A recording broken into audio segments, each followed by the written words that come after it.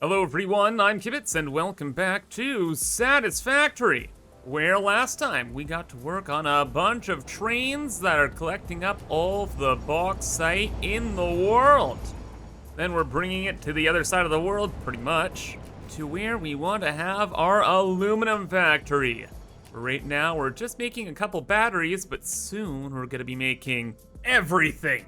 So today we're gonna start heading in that direction. We're gonna completely reorganize this factory and then hopefully get some aluminum up and running.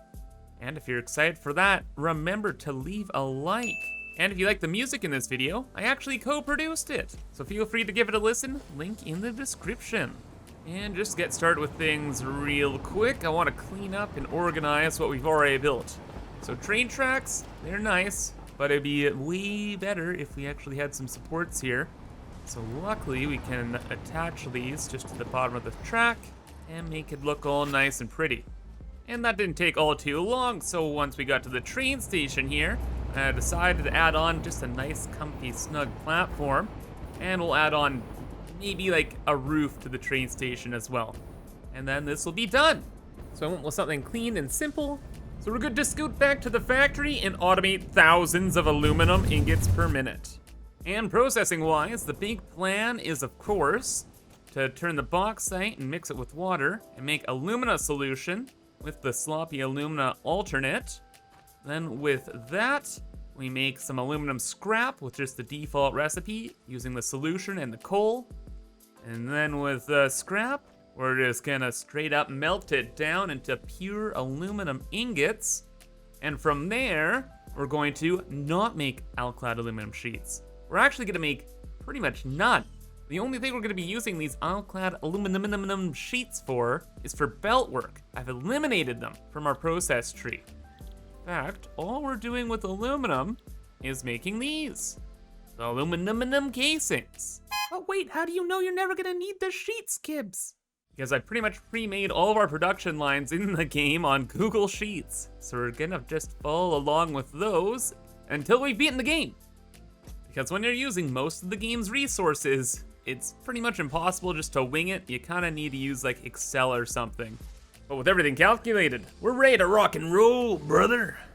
After a tiny bit of cleanup, this entire piece had a different kind of design in mind when I first built it.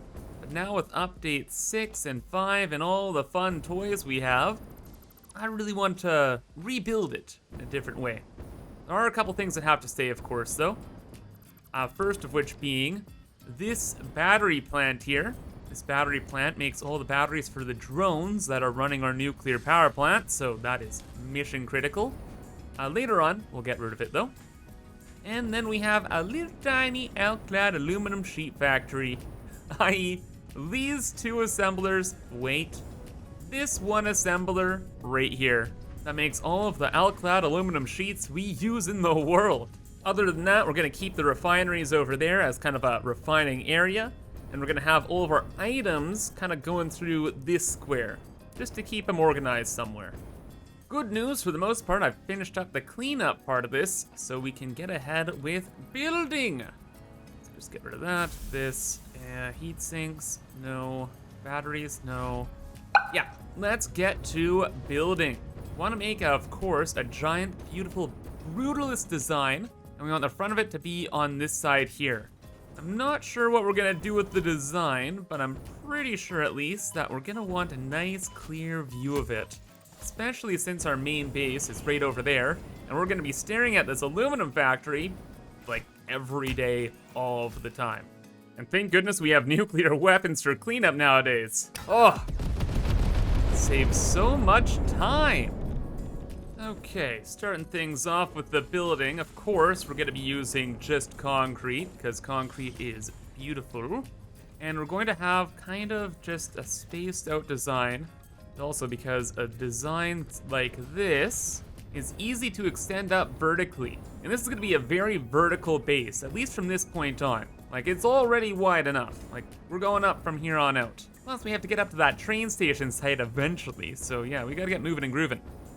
Anyway, as for this side, I'm not 100% sure. But if we had like some supports that go past these pipes, that would look great. I think we just do something like we did in our Season 3 playthrough, where we have these like giant arcing feet that come from the base. And they're gonna kind of go past the pipes and then touch down in front here. That's generally the idea. So these will be going up, we'll have those pillars over there, and hopefully it ends up looking kind of neat. Well, once it's all said and done, it kind of looks like a bit of an animal. Like, this is a giant square head, and those are like its little legs.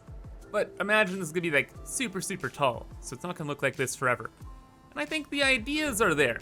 Plus, once we add on like extra belts going up and down and moving all around, things will look much more interesting as well. Also worked on the front a bit too. And for the most part, on the bottom here, it's just going to be concrete. Since this base is gonna be so tall, I don't think the bottom here matters all too much, so I'm not concerned. Then just for this space, I wanna have some kind of decal. Like, maybe we do the same kind of thing we did with our main base? Or maybe we do something different. Heck, maybe it could just be a window. I don't know. That's probably all the design stuff we'll get to today, because we really need to focus on production. And we want a ton of aluminum casings, specifically for our first major goal, batteries. We want to automate 1,000 batteries per minute. And we want to use this recipe here. And because we're making so freaking many, we're just gonna worry about the casings for now. Then we'll worry about the acid and the extra alumina solution. So, casings. Each assembler for making casings can make 112.5 per minute. Well, guess how many casings I want? 2,730 per minute. Divided by 112.5 is 24 point whatever assemblers. That's a lot. How much aluminum is that? Well, it's that 24 number times 150. Okay, let's just say blanket 24 times 150. 3,600 ingots. And let's just look at the scrap here. 3,600 ingots divided by 30. Oh, we're getting into the crazy stuff. I like it. I love it. It's 120. We need 120 smelters, each of which needs 60 aluminum scrap. So 120 times 60 is 7,200 scrap per minute. And each of these makes 360 scrap per minute. Okay, so things kind of chill out a little bit. 7,200 divided by 360 is 20 big refineries here. I'm skipping some steps here. Alumina solution needs 240 per minute to make the scrap. And it's a 1-to-1 with bauxite over here. No, it's not. That's good.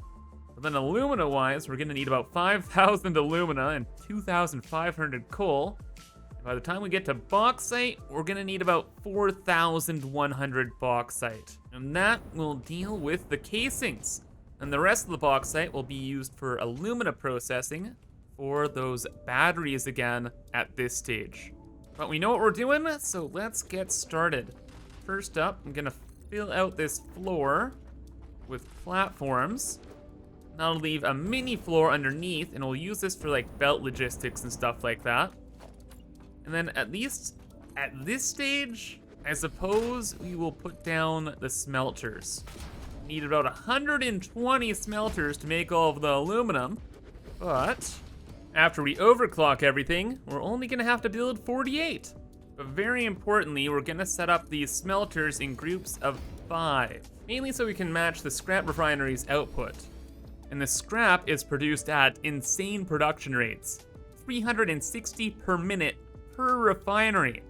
Overclock that to 720 per minute, and that practically fills up a Mark V belt, in which each smelter taking 60 per minute. 720 divided by 60 is 12, but 12 divided by 2.5 is 4.8. So that means we fully overclock the first couple of refineries here. I do not have any power shards, do I? Out of all this inventory space, I can't believe it. Okay, anyway, we fully overclock 4 of these smelters, and then the last one I guess will be on like 200%. And that will be it for smelting. Plus, since the belts are all gonna be effectively just completely full, we don't really need to worry about anything else. Like, we just have one refinery go into one set of 5 smelters, and we're done. So I don't know where the ingots will go after this point, but we'll figure that out later. And we are good. Okay, all the smelters set up, ready to rock and roll. Oh my gosh, that's gonna be so much aluminum. Love it though. That means we can move on to the fun part, and that is gonna be actually making the aluminum scrap. So we use the refineries for this, and it takes the aluminum solution, coal, makes some water as a byproduct, like tons of fun stuff going on here. And we're gonna be making a bunch of little mini systems.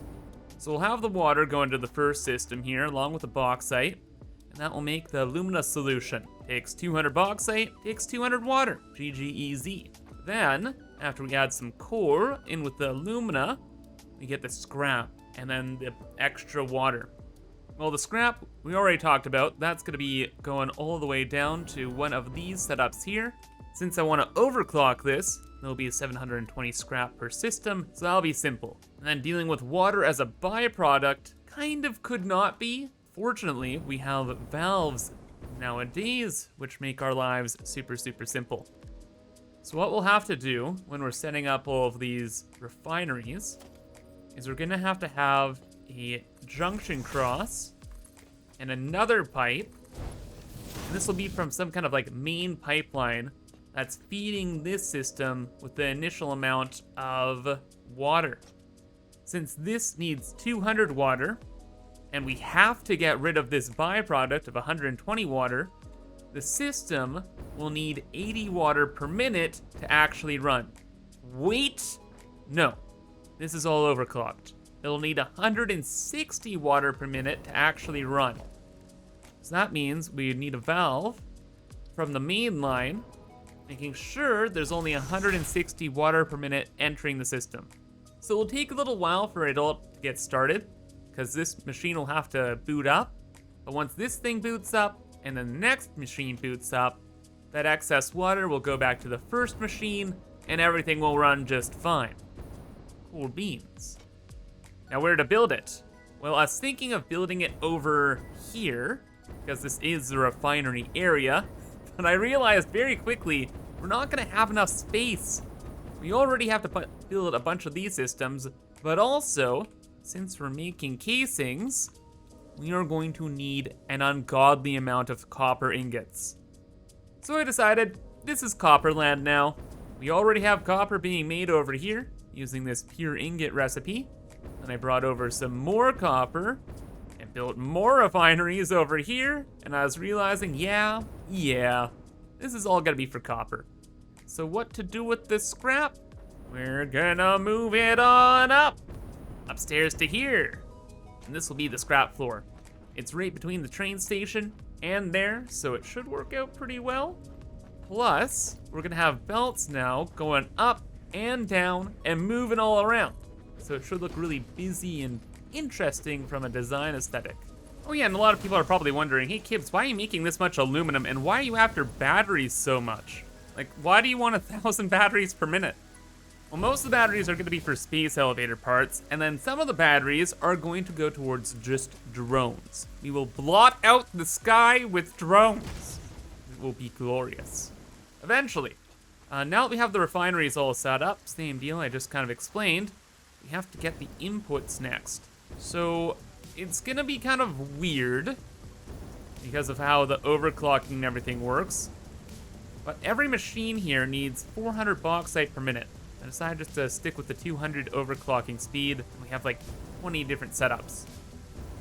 So if each system needs 400, and we have 1, 2, 3, 4, 5 in a row, that means we need 2,000 bauxite per row here. And then water is like somewhere around 600 per minute. Doesn't really matter actually. How I plan to load all this is get 780 line of bauxite over here. That'll fill up this. So I'll be 380 going to here.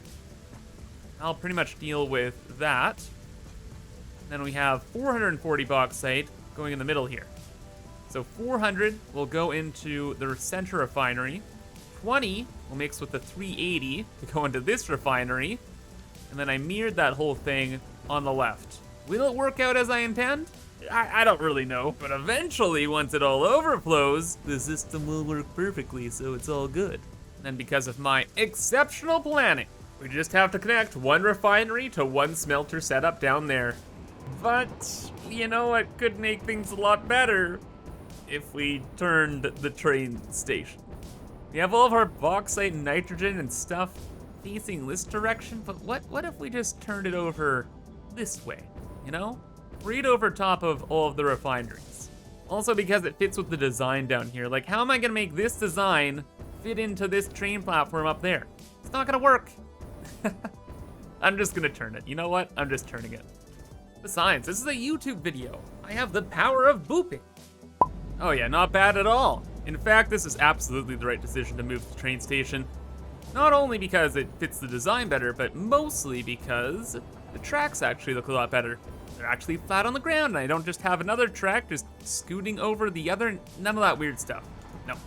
Train station right over top of the aluminum build, and we are ready to rock and roll. In fact, I've gone ahead and I've done a lot of the belt work, so all of the refineries are loaded, and it's looking decent.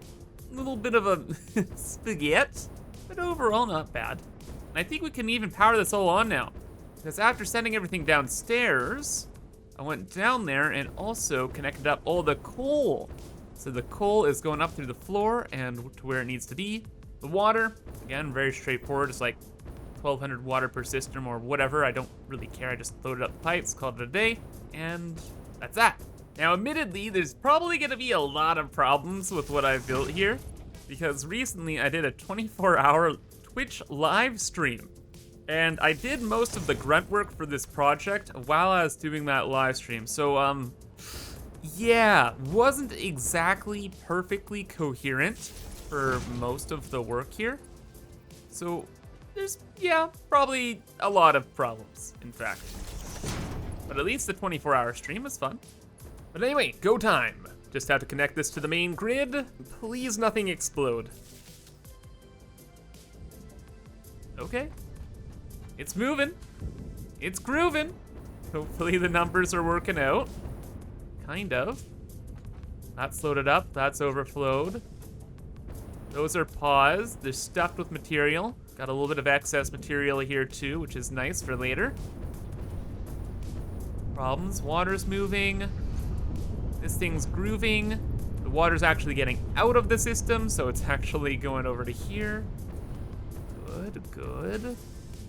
Love to see it. That means we should see scrap! Scrap everywhere!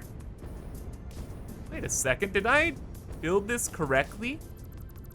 I think I might have. Oh, no, one belt didn't connect up. It's fine, we can figure it out. But we are seeing aluminum and ingots. Heck yeah, brother. Just have to hook it up over this way. Oh, another belt that isn't working. It's fine. Probably nothing crazy. Oh yeah though, bud. Look at all of our precious ingots. It worked. Just gotta fix these couple little issues. Wait. Power grid shut down? It's impossible. We have like, what? No, it's not. What do you mean power grid shut down? We're nowhere close to using up all of our power. All these machines are even running. And what? How? Just thinking this through, we have a fuel power plant and we have the nuclear power plant, both of which are on the same grid, which is clearly still working. And we just activated a couple machines here, so I don't know. I think I'm just not gonna worry about it, smile. Well, I let things run for a little while here, and I haven't noticed any power outage stuff causing any problems. Nor could I find anywhere where there was a power outage problem, so I guess things are fine. And after checking out all of the belts and stuff, fixing the problems that were, it seems like the whole system is running perfectly. And we're done with stage 1. And next time we'll get those casings automated and the 1,000 batteries per minute online. But for now, that's gonna be all. So I hope you guys enjoyed and thank you for watching. But have a fantastic rest of your day and bye-bye.